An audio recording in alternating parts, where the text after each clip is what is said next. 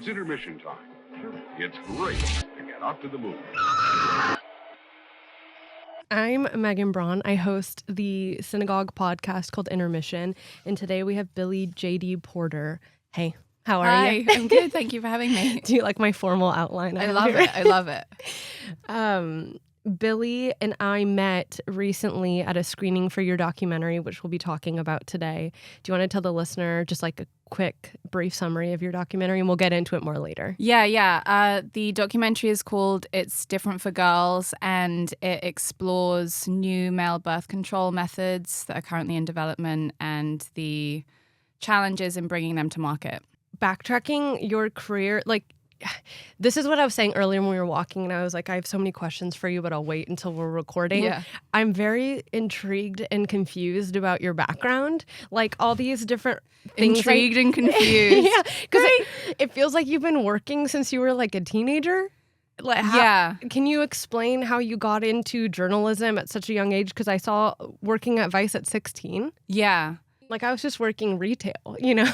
Yeah. No, I mean, I used to go to quite a lot of shows when I was young. There were a few companies in the UK that did these like matinee shows for kids type thing. And then also I would just get a fake ID and try and go to these things. And I wound up working for this company that put on concerts for kids.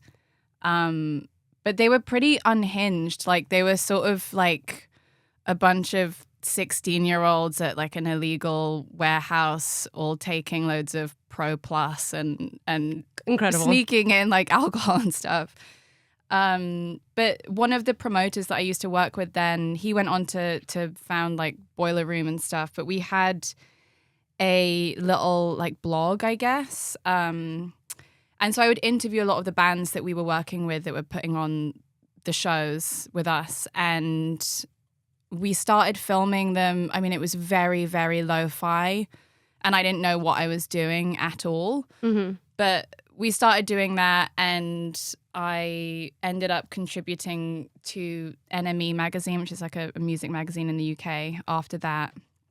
And yeah, I mean, I had a kind of like tricky stuff going on at home, and so I decided very young that I had to kind of get out of that environment, and I ended up calling up this like PR girl that I'd met when I was interviewing a band that she worked with, and I was like, listen, I don't think I'm going to go to college, and I have to move out, and I'm like working at this coffee shop, but I need a job.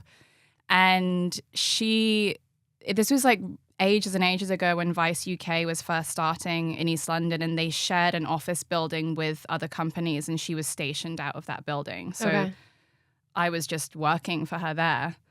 So it was like a physical proximity to the people in Vice that ended up with me kind of going on to work for them. Yeah. And you started with specifically journalism, right? Like are you writing? Are you interviewing people? What is the gist of that?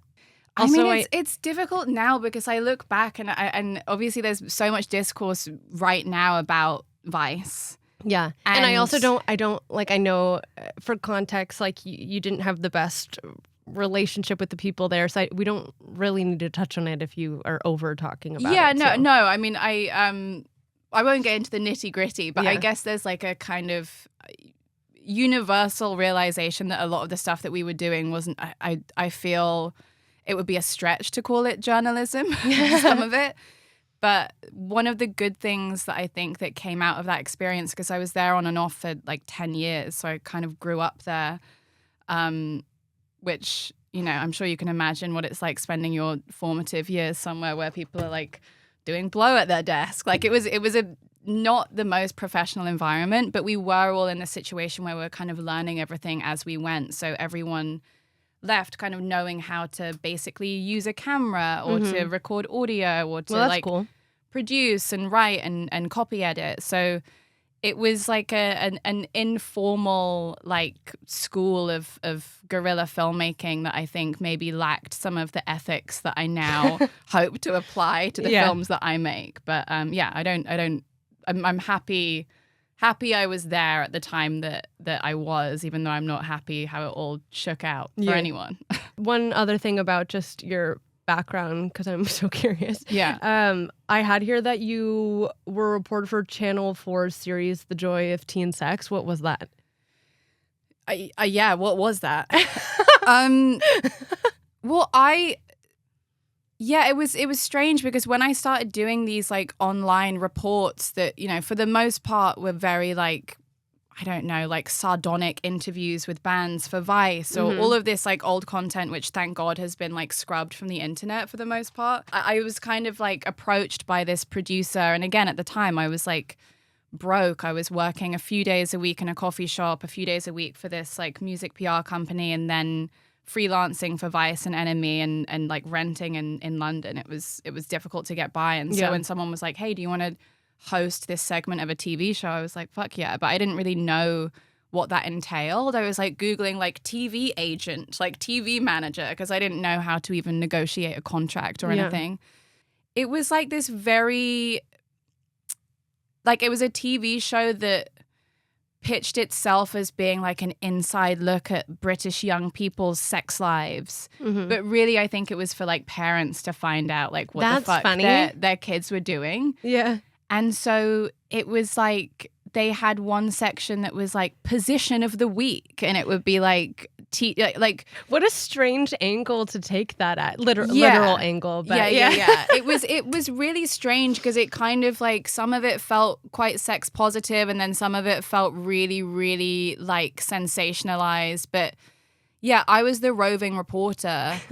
And I was 17, and so I'd be like going into these environments of like, you know, like fetish clubs or meeting like teen gimps or whatever. And, you know, obviously it was like divided opinion and there were loads of complaints about it. But I don't know if anyone here knows this reference, but there used to be this TV show called Eurotrash in the UK that was like, do you know that? Yeah. It felt like that. Like it was just a bit kind of bizarre and fun. But yeah, that was my first TV job.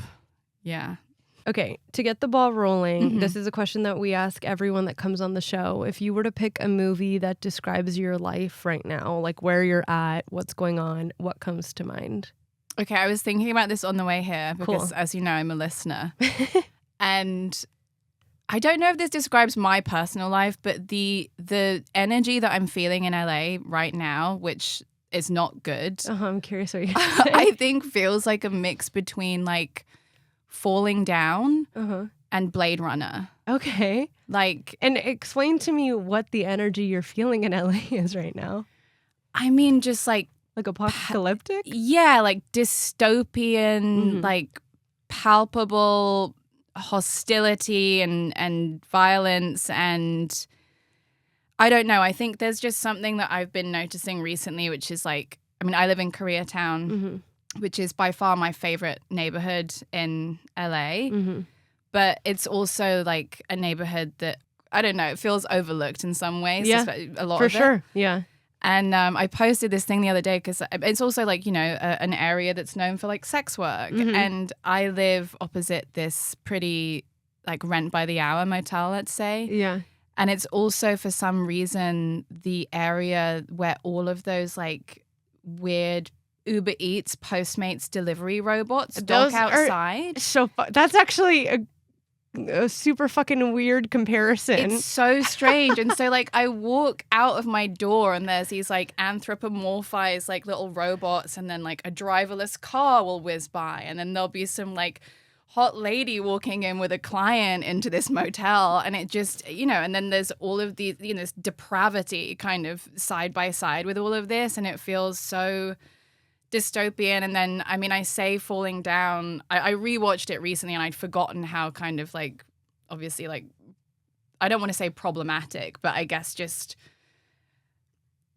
the themes feel really applicable right now of like this kind of crazy white masculine rage and all of this like misplaced hostility towards, you know, certain groups. And I don't know, maybe there's really heavy answer to that question because I remember that multiple people had answered like Forrest Gump. But well, I mean, the idea for this question is to see where someone's head's at, you know, and so there is no right or wrong answer. And I prefer a response for them. We can, you know, get more into detail. Yeah. I'm also just thinking like from the perspective of a photographer or a filmographer, like just the mere shot of the street that you're describing would make an iconic photo or short. I've got one. I Yeah. took a picture the other day because my head was spinning out. But it's, yeah, I mean, all of that area. I'm actually trying to develop a project about Koreatown because it does just feel like, you know, Koreatown used to be the epicenter of old Hollywood. Like the Oscars were once held opposite where like HMS Bounty now is, which is one of my favorite dive bars. That's a great bar. And, you know, if you like walk through MacArthur Park now, it's like fucking, so it's like devastating to see how like there's just this pocket of the city that's completely ignored. You're like stepping over, you know, people our age, like completely overlooked. And then you look up and it's these like gorgeous Art Deco buildings that used to be home to like the young Hollywood starlets and the people who are making these early movies here. And it just feels like this, I don't know, just completely, it's just been left to decay. Yeah. The people and the buildings. Yeah, the contrast is crazy. I just, I've been into, as a graphic designer, taking photos of different like restaurants and whatever that have great fonts for their businesses, and the spot that's right there across from the park.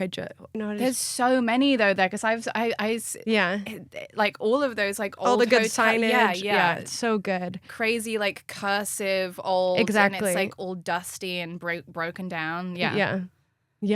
Wow. That's gonna be an interesting project when you get into it. Will it be a documentary?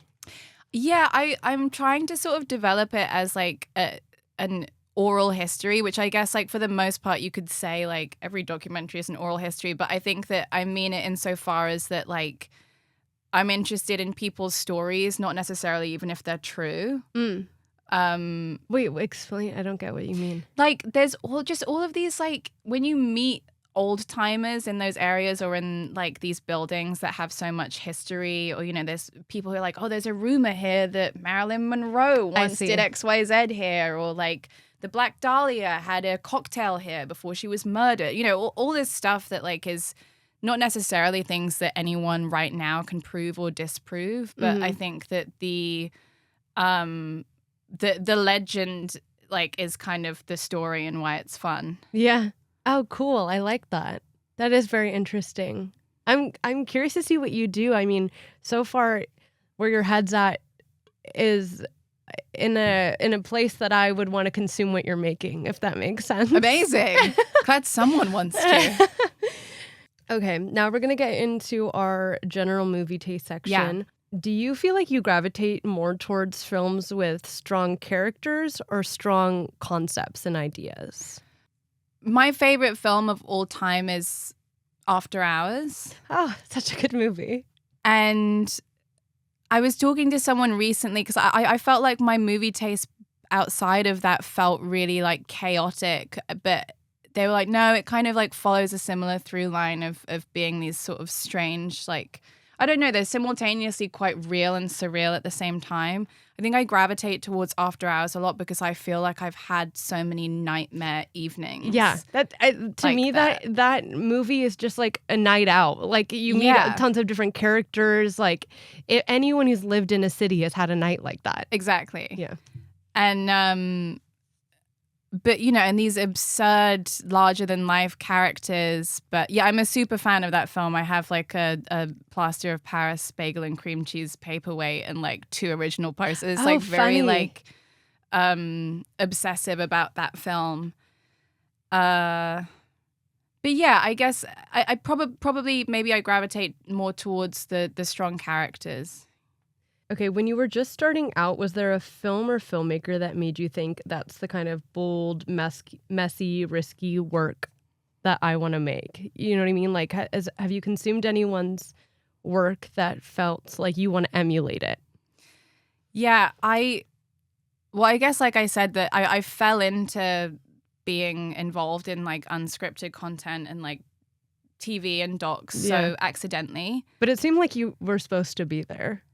Maybe. I think so. It's strange though because I think I've like that my journey has been like slowly trying to remove myself so that I can be behind the camera rather than the opposite. But I think, you know, I grew up in the UK really loving Louis Theroux, and Nick Broomfield is another one of my favorite filmmakers. And I'm quite drawn to documentaries where the filmmaker sort of inserts themselves into the story. And I know that some people really dislike that. Like when I say to people that I love Nick Broomfield, I'm always surprised that he divides opinion so much. Do you know him? Yeah. And I actually met him when I first moved to LA, and I was like, I don't think I've ever been so like tongue-tied and starstruck and just like a mess. That's funny. I just really love the way that he kind of so unashamedly puts his like perspective and his I don't know, his take on everything, because I don't think there's anything like, you can't say that any film is impartial. Like every filmmaker is telling it through their lens and their opinion of a subject, even if they're not in it. But I don't know if you saw one of his more recent films about Leonard Cohen. Well, it's actually about Marianne of like So What is Long it Marianne. called? It was called like Notes of Love. I just not recently. I think Words of Love, Marianne and Leonard. I have like a really good Leonard Cohen coffee table book that I'm now thinking I haven't really dug that much into it. But tell me about it. Well, so it's about his love affair with Marianne, and pretty early on in the film, Nick Broomfield just like drops that he had a thing with Marianne too. And it's so good. Yeah. And so, and you know, and he's got these like old pictures of them like taking acid together. And I was just like, and that's not the focus of the film. It's just like a kind of subplot. And I just thought it was such an interesting layer to this story. And obviously then he's like talking all this shit about Leonard Cohen. I think having this like perspective, I don't know. I love it. I think it adds like a real nice layer of dimension. And a lot of my other favorite docs kind of have that filmmaker voice really strongly in it too. Oh, that's so interesting. I really like that POV. I'm someone who watches a fuck ton of documentaries, and so I'd never really thought about it from the lens of the creator, because I just didn't even think of that as like an option, I guess. Yeah. It's interesting. Yeah, because I think there are so many films like that where the making of the film, especially in Nick Broomfield's work too, also becomes a kind of subplot itself. Like he has this film about Sarah Palin, and they're just Sarah Palin. What a name I haven't heard in a while. Yeah. It's a pretty good film. It's called Sarah Palin, You Betcha. But the whole film is basically him chasing her down and trying to get access. And he has another amazing film about Heidi Fleiss, and it's the same deal. And I think that when you're kind of seeing the mechanics of how these people try to orchestrate their like public personas, and you see a filmmaker like trying to immerse themselves or like permeate that world, it's kind of fascinating. I thought this was an interesting question. Sometimes we will ask people about like a double feature. Let's say like we're talking about their film and we're like, what would you double feature with it? But my question is a little bit of a spin on that. If you were to have a double feature, play 2 movies back to back, but to play for a group of people that you wanted to introduce to yourself, like you wanted them to better understand you, what would you play? Yeah, I don't know. There's so many like joke answers that come to mind. I'm like Girl Interrupted? I don't know. I don't know. I guess maybe like to introduce them to like more to my taste rather than to me. Well, your taste is you. True. There's this film that I came across like very by chance by going to a screening here like alone years ago called Homepage that I really love. Have you heard of it? It's by this filmmaker named Doug Block, and any like listeners who are in the documentary world or in the unscripted space might be familiar with this platform called the D Word. It's like a kind of online community and resource for people who work in unscripted, and there are like, you know, workshops or forums and things like that, and it's amazing. But the guy who started it directed this film, and it's basically about this kid who wrote, and this is like pre this terminology even existing, but the first ever blog, like early internet days, like pre-search engine even, when you would like meet someone and you would just say, I have like a homepage. This is my homepage. And there was an anniversary screening of it because this guy was basically writing very, very candidly about his dating life at college. And there was all this controversy because, you know, these girls would be having these like flings with him and then reading it online. And they're having these like big like existential, well, not existential, but like debates about like what is sacred and what should be private and whether or not all of that stuff should be kind of broadcast to the world. And he ends up kind of being tapped by like early Silicon Valley, like internet boom type people. Mm-hmm. And towards the end of it, he's like, you know, imagine if there was a world where like everyone had a homepage and you could like upload a picture. And he's obviously describing what is now just social media and it's just life. Mm-hmm. And I think that, I don't know, it feels like such an amazing film to rewatch now.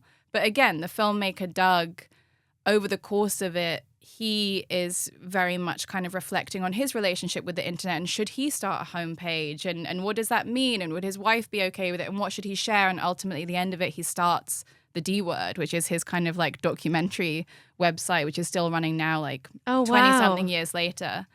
So it's like that feels like a really nice time capsule film.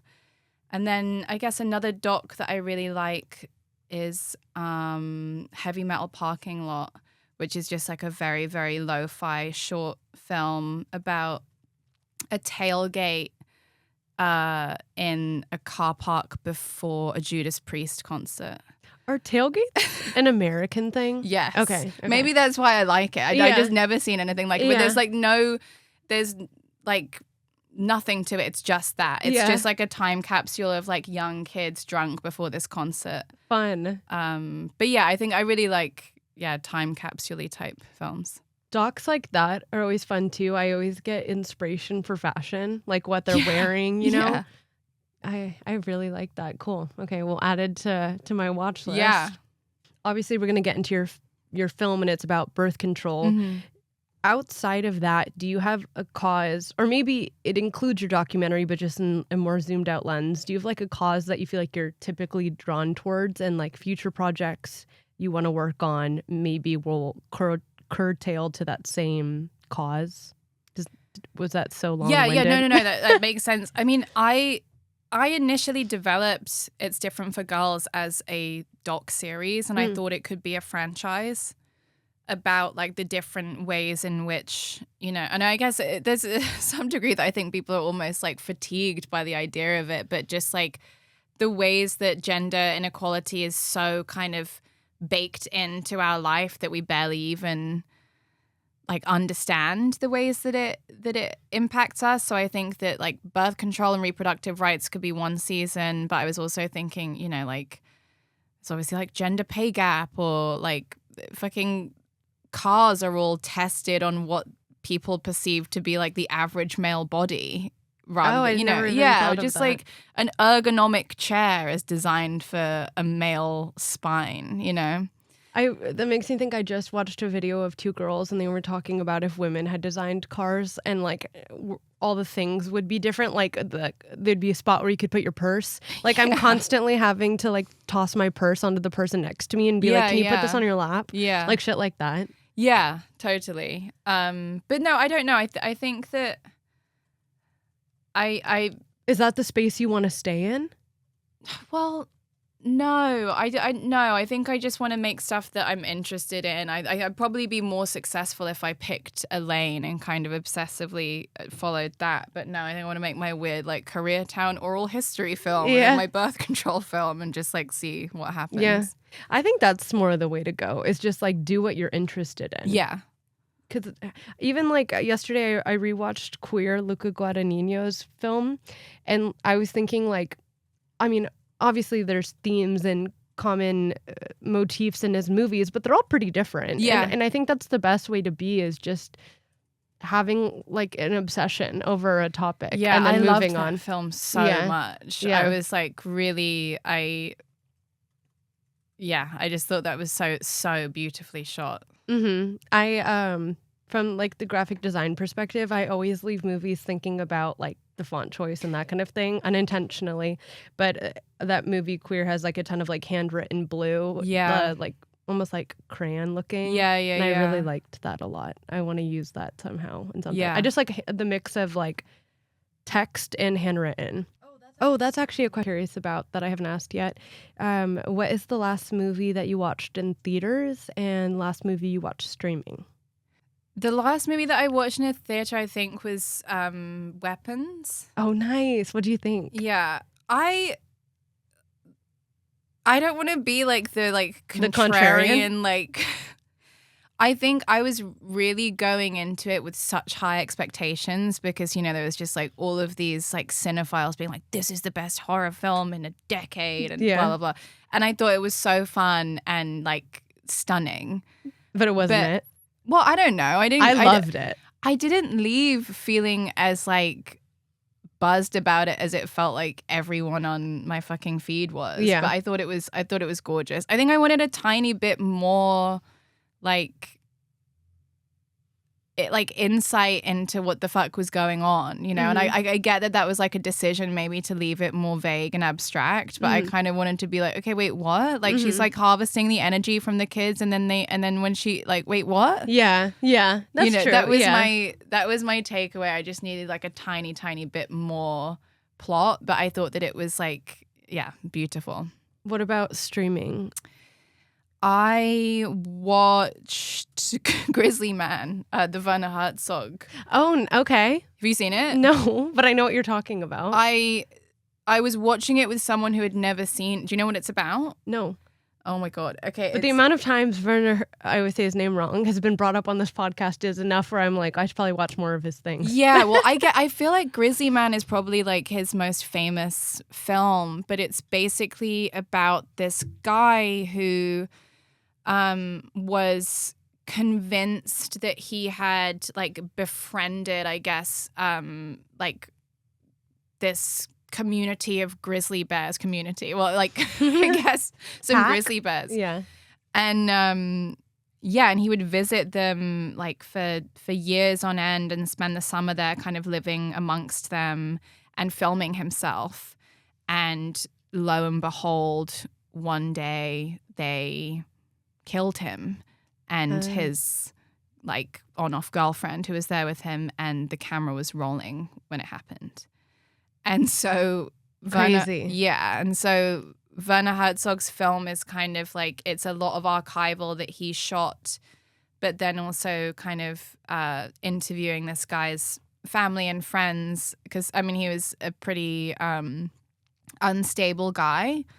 And so you see like not only this like incredible footage of him being like right next to these bears, like sometimes like touching them, but his like live mental demise basically of him kind of wanting to leave society.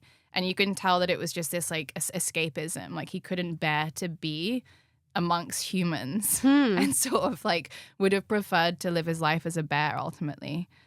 That is fascinating. Wait, did you say you just watched it again with someone who hadn't seen it? Yeah. How did they react? I mean, it's a shocking watch and it's sad too. They cried at one point. I think it's also strangely beautiful, but I don't know. I find it really, really hard to not watch any Werner Herzog doc and not like laugh a bit just because of his narration. It's so sort of like, that's funny, yeah, like verbose and like abrasive and so him. Would you ever do that? Like a little bit of a voiceover situation when you create a project? I mean, I had to, and I did loads of BBC stuff, and yeah, I had to like voice over that. But like, do you constantly. like that? Do you want to continue doing that, or is that not your style? No, I don't think. I mean, unless I was like hosting something again, I don't think it's like necessary. Yeah. All right. So we're gonna do our section dedicated to your documentary. It's Different for Girls.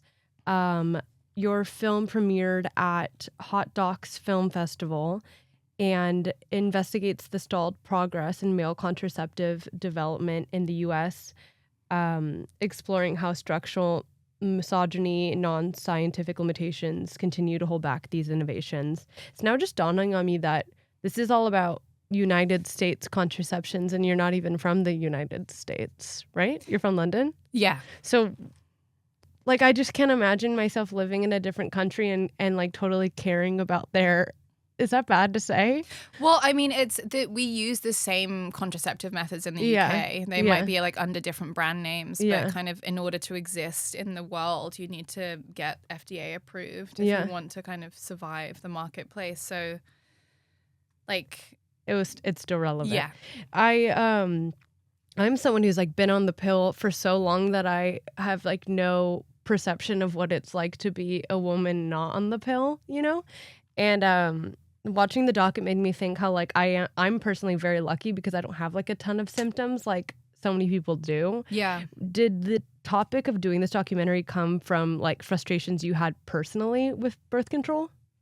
Yeah, it did. I mean, I was prescribed birth control when I was like barely sexually active, and I don't know really exactly the impact it had. I mean, like you say, like some people are on it for years, and it's really, really difficult to kind of like discern between like, okay, like am I depressed or like could this be like a hormonal imbalance that's caused by this birth control method?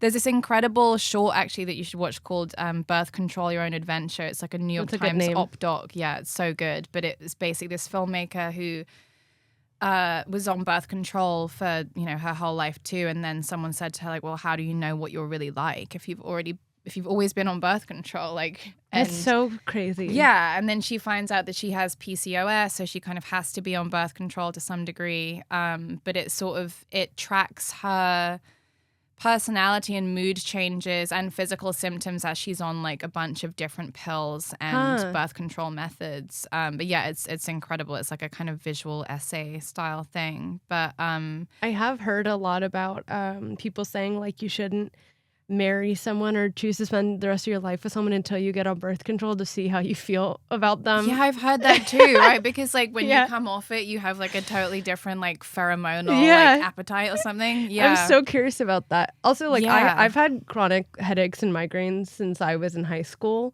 and I'm always like, I wonder if that's my birth control. Like, Well, I mean, yeah, I one of my best friends actually, she's also a journalist. She had this like horrible like incident happen where she was like rushed to hospital and she'd had this blood clot, and it turned out it was related to the birth control that she was on. And had this all not happened and had someone not asked, they never would have made the link, you That's know? freaky. But yeah, for me, I was on a few different pills, and then, you know, I was like on antidepressants, and I think I was trying to kind of like strip back and figure out what the variable was. And then I was on an IUD, and I didn't really like the hormonal IUD. I had a bunch of like side effects from that. And then I went on the copper IUD, which people are like, it's non-hormonal, like it's natural, but it's not. Like the way that it works is that it like obviously causes some estrogen dominance. If it Yeah. prevents pregnancy, then it's like affecting your hormones in some way. Exactly. And I think I just started to wonder like where is like the male version? Like every few years there's a headline that circulates saying like male birth control is like about to be approved, or you know, and they cite some reason that tends to focus on like the men being too like pathetic to withstand these like, you know, side effects, and it just all felt so amorphous. And yeah, I started researching it very like organically and I guess selfishly initially. And then it felt like a story as soon as I met the people that were in the space, because they were all much more interesting and much more charismatic than I thought they would be. Were there other documentaries or narrative films you looked at for inspiration of how you would structure this film? I think like not necessarily as to how to structure it, because the whole production of this film was such a like, I don't want to say it was a mess. That was like the first word that came to mind. But the grant that I received for the film was meant to be for a 12-minute film. Oh, wow. And I just kept on getting more access. And so I was just like, I want it. Well, now it's not just going to be about this one method. It's going to be about this too. And now I can meet this historian and whatever. And so I was just like, I just won't like pay myself, and we'll do this and we'll do that and we'll cut this expense. But so the structure was kind of like very much evolving throughout. But I think stylistically, I was really, really interested in like ways that we could weave in the archive in a fun way and like have it feel not comedic, but kind of like wry and tongue in cheek, whilst it's still like pretty serious subject matter. And visually, I always, like, when it's done well, that is, I really like kind of split screen and frame within a frame type filmmaking. And I had seen this documentary that had done it really well called Mike Wallace is Here. And I'd mentioned it to the editor, who's like a fantastic documentary editor, Mimi Wilcox, and she also happened to have seen the film and loved it. And she was just like, fuck it, like, why don't we try something like this? And it was like, we were doing our own kind of play on some of our own favorite split screen, like, moments across narrative and docs. And then we just ran with it. But I think that was like a reference that we both really liked when we were cutting it. Yeah. I, as a graphic designer, I do some video editing. And so I have that perspective when I'm watching things. And there was just a few moments that I appreciated because it felt like a little more artistic than a typical documentary. Thank you. Like even the text, like the bold chunky text, that I think it was pink. Yeah. Right. Yeah. And there was some shots of like old books, right? Like feminist books that I liked. Yeah, it was cool. It just felt like a little bit more artistic, if that makes sense. Yeah. I think I was like trying to I had to exist within some like runtime confines even when I decided to make it longer. And so I wanted the kind of visuals to say a lot of like maybe what I couldn't have space to say in the film. And so I think that even like the title, It's Different for Girls, it's like a nod to this like Joe Jackson song. But like that decision was because, you know, in the film, we speak about the ways that women are infantilized and called girls rather than women by their doctors. And even the color palette, I think I really wanted it to live in this like, you know, baby blue, powder pink kind of very outdated binary that the healthcare system still exists within. Because like, obviously when we're discussing like male birth control or female birth control, it's obviously like a not an accurate representation of everyone's identity. And it's sort of like it speaks to how like archaic that whole world it still is, like down to the advertising too. And so it was really important to me when we're doing even like the kind of history of the advertising of the pill that you saw how crazy it was that like pill packets used to have like butterflies and glitter on them and it was like so they look like makeup compacts. Yeah. So crazy. So we had this previous guest, Joshua Rofe, who did the Mortician docuseries, and this is obviously a completely different topic, but in that case he was dealing with, as any documentarian, real life people and their stories, and in that case the person that was being spoken about was a criminal who was then out and about, and so he had a lot of like concerns of how the project that he's making, that's this like artistic thing, is also has real life implications, and even just interviewing people, how it like bleeds into your life. And in your documentary you had different people doing the trial for the male birth control, and then you had specifically one couple that was focused on, and they were at the screening I was at. And I wonder just what that experience is like to have a project that is then tangible with real life people behind it and real life consequences. And I don't know, like for me I would feel like a little bit like uncomfortable, but I wonder how you take it.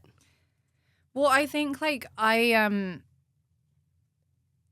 the film, and this sounds so fucking like cliche and predictable to me, but like the film has a mission, but like there obviously is like I'm making it with the intention of trying to spread awareness about this cause.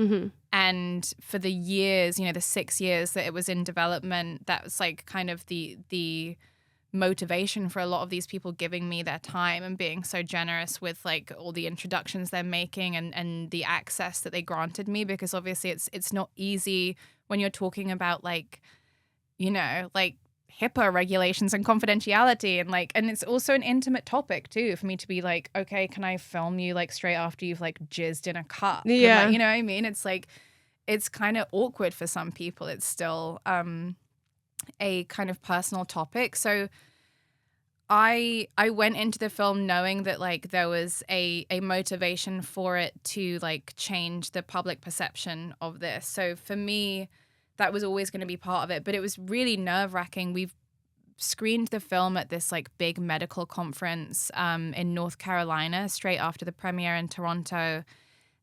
This like annual, in fact, it's not even annual. I think it's less regular than that, but like a national contraceptive meeting. Mm-hmm. And so it was like a sort of global summit of all of these people who work in the space, but in the audience was going to be like, you know, a fuck ton of people who are involved in the film. And it was more nerve-wracking in a way than the premiere in Toronto, because I was like, okay, well, these are like the scientists, and I hope I didn't fuck anything up, but I hope that this is all accurate. Yeah. But no, they loved it, and there's been a lot of kind of like real, I don't know, they're like, there's gratitude from those people because they've, you know, dedicated their lives to this very, very specific part of medicine, and it's like an area that's so like under-resourced and underfunded, and now it feels like it is kind of getting the airtime it deserves, but you know, we need like more people to talk about it, basically. Yeah. Obviously I want the listener to like go watch it, so I'm not gonna like say too much, but I did really like just the involvement of their families in it. Yeah. Which is a cool element. I'll leave it at that, because like I hate when I like bring someone on and then I like spoil everything. But I do think that was a cool, just kind of, it puts it into like a real space, like of how I don't know, like you would think in this day and age everyone's like a bit more progressive and you'd be able to talk to your parents about something like this, but how there's still judgment, especially from like different like ethnic backgrounds, and like I was thinking about just like the notion of like machismo and a lot of like male Hispanic households, but it was cool. It felt like an awkward, in the best way, conversation, like just like a real family conversation. Yeah, I had to, it took a lot of like poking for me to get that, and I'm so grateful that they were willing to be so like, yeah, generous and willing to let us film that. But I agree. I think it's also it's strange when you're like in this like current time in culture. I know we spoke about this a bit in the Q&A, obviously, but like this strange obsession that people have with like high tea and like semen retention and like all of these kind of movements that are like, that could really, really present a threat to all of this stuff coming out. Is like, you know, men kind of having this very inaccurate view about what their sperm count means, I guess. Yeah. If you could screen this film for one audience that normally wouldn't watch a documentary in general or a documentary about contraception, who would you want to screen this for? I suppose like people who are like just starting to have sex. I think, you know, whatever age that is, we start a bit earlier in Europe, I think, than you guys do here, at least legally. Also, like they're saying Gen Z like doesn't have sex. So. Yeah, so maybe I mean, I guess I would hope that like the film just kind of like provokes people to be like, yeah, like, well, why is it that it's just like the, you know, the burden of the woman to be able to, you know, have to do this, especially like, I guess after watching the film you realize that it doesn't need to be that way and it never needed to be that way. That would be, I think, probably the prime audience should be people that are like wanting to question it before they embark on that, because I think that even if it's just someone like, look, male birth control is not approved, and I by no means want women to start like throwing out their birth control pills in Trump's America. I think that would be like a huge mistake. But I think even if the film is something that like within a partnership, someone can realize the sacrifice that you know a woman might be making in being the person to shoulder that responsibility, then that's like a win for me. Cool. And I'm just curious in general, like what's next for you? I feel like you're just kind of getting started in this specific realm. Yeah. Like what do you see yourself working on next?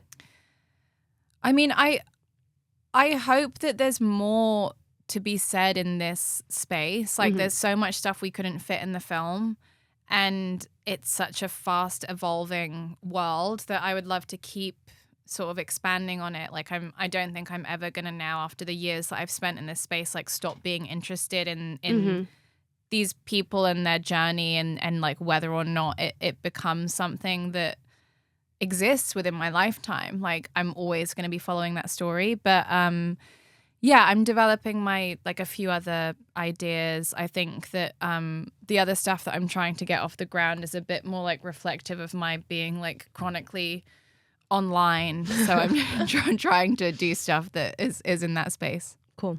We have one last little game here. Just like what comes to mind first, you know? Okay. So not right or wrong answers, just like your opinions. Okay. So first, what is a film everyone loves but you secretly can't stand? Dazed and Confused. That's funny. I do love that movie.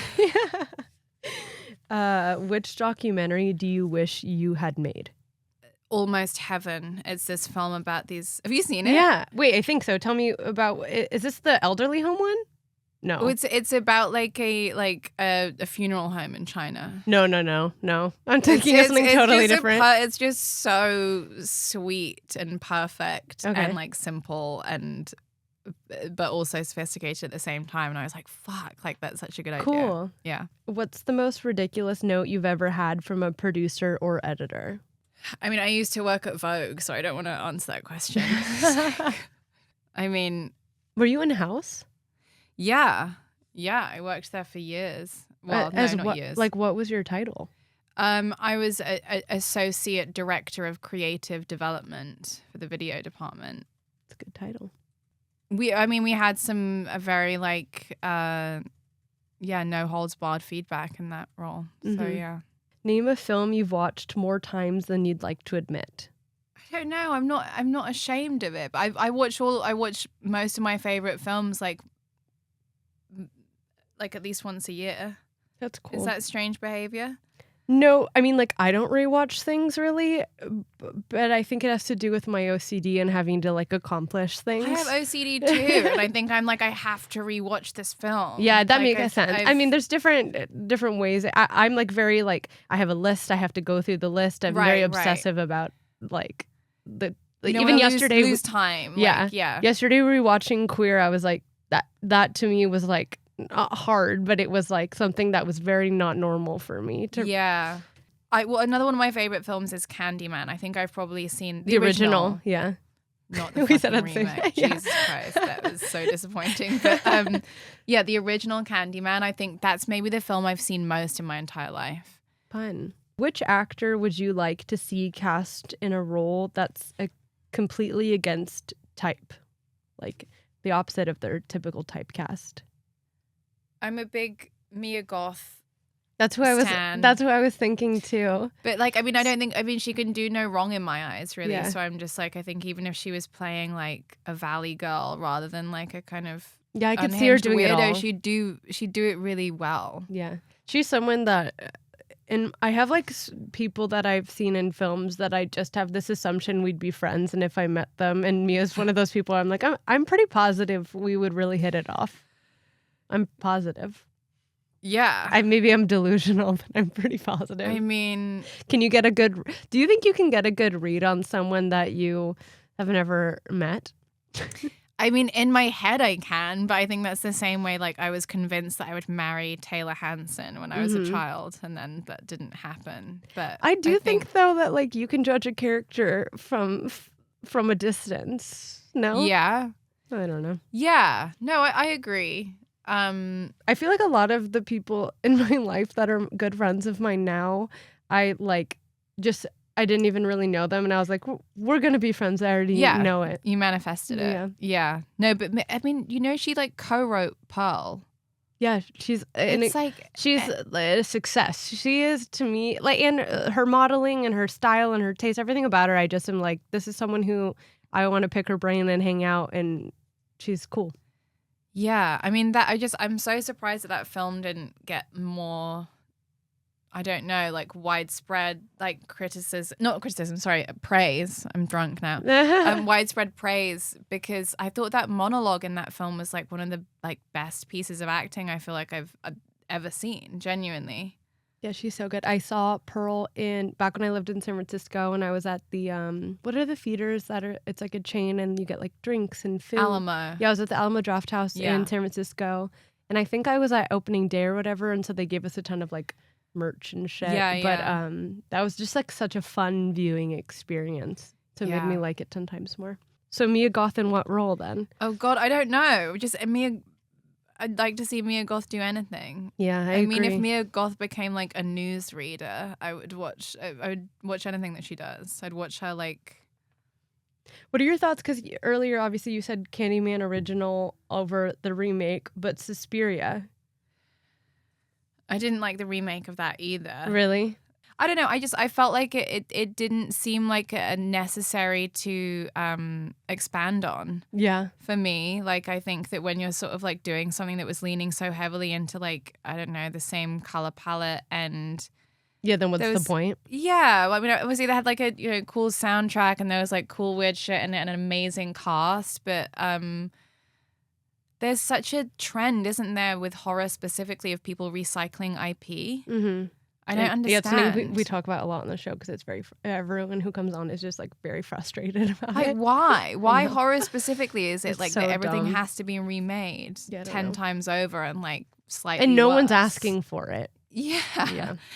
But the Candyman thing really like fucked me off. But I think that original movie is often sort of people who maybe haven't seen it in years or maybe people who haven't seen it at all kind of write it off as being like kitschy and 90s, but it's actually so beautiful and like has a Philip Glass soundtrack and the cinematography is excellent. And I just think that it's much more like nuanced and clever than people might think. This is a tangent, and I swear we'll finish this game. But I just saw something on, I think it was just like an Instagram reel, and it was this girl. She put like a VHS player in her kitchen, and she just had.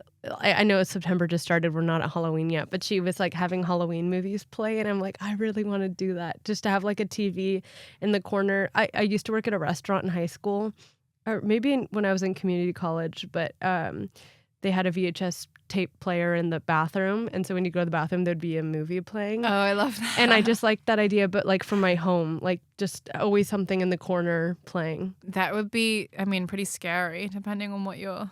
Yeah, that's true. But I like that idea. Anyways, I was just thinking about like Halloween and fall and yeah. Can't wait. If teenage Billie could see you now, what about your current film taste would shock you the most? I guess I didn't know that I was gonna sort of actually lean into doing docs and like diving into that as a real career when I was younger. I thought that I was gonna be like just a music journalist forever, which now I just like can't think of anything more obnoxious. Like I at the time really romanticized it because I'd like seen Almost Famous and I was like, this is like amazing. I'm on tour with these bands, but it was actually like very dull and stupid. And I think the idea that like now music journalism is basically not obsolete, but like no one gives a fuck like and like what some critic thinks. And I don't think that they should. Like if you like the music that you like, then you like it. Well, I mean, people could say the same for like film critics, you know? But don't you think that is like the current thing is that like people, you know, they are becoming sort of like, you don't need them. Well, that's, so we are an echo chamber on social media. And do you use Letterboxd? I don't. Okay, well, I have a Letterboxd, and we've had the two of the girls that do the social media on the podcast, and it's like platforms like Letterboxd are exactly what you're saying, where it's like, that would actually be cool, Livy. We should do this. Is like having like a well-known film critic on the show. I really am curious to see like how they're doing. Yeah, like it's a dying thing. And again, like this used to be like I was writing again because I think this was sort of like Vice era me, like scathing reviews of people. And I like thought that was like so funny that I was, you know, and admittedly, like I didn't like the music, but why that should have any impact on anyone else's perception of it, I don't know. So it does feel really, really bizarre to think that like I used to be like reviewing someone's like single that I think is really shit like 15 years ago. It's like, who cares? Like I don't know. So I think that I think I'd be surprised that I'd sort of like thrown that away, but I'm glad I did, because and I don't think that kind of journalism exists anymore. But I think that what's replaced it is worse. Is just that like the current like industry, whether you're talking about film or music or fashion or whatever, it's just like the most like puff PC, like nepotistic. You know, it's all positive, isn't it? Too much. Yeah. If you could erase one film cliche forever, what would you get rid of? Do you know what? I saw this really, really good like TikTok about this the other day, and I can't remember the creator's name, but she was talking about how problematic the cliche is about sort of women leaving their passion for romance. Yeah. And I don't even remember some of the films that she cited, but it is a trope where like a woman will have to like sort of put down her artistic, you know, or like what truly matters to her in the quest for love. And I think that has really like shaped so many women to like place, love, marriage, and like finding a partner before their own wants.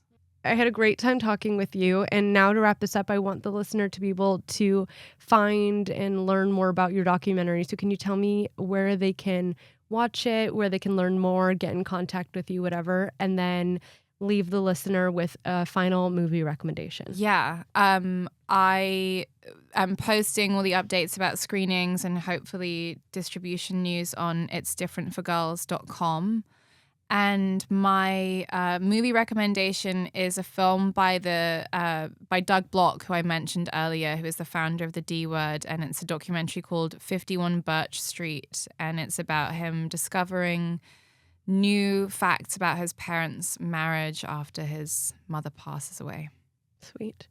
Well, thank you again for coming on. I had so much fun. Thank you for having me. Me too. Yay. And now it's time to get lost. Good evening. If you enjoyed this episode, be sure to leave us 5 stars on Spotify, Apple, or wherever you get your podcasts. To stay in touch, follow our Instagram page at It's Intermission Time and share with your friends. As always, Intermission is produced by Jazeel Chu and Olivia Dean, and of course, hosted by yours truly, Megan Braun. This episode is brought to you by The Synagogue.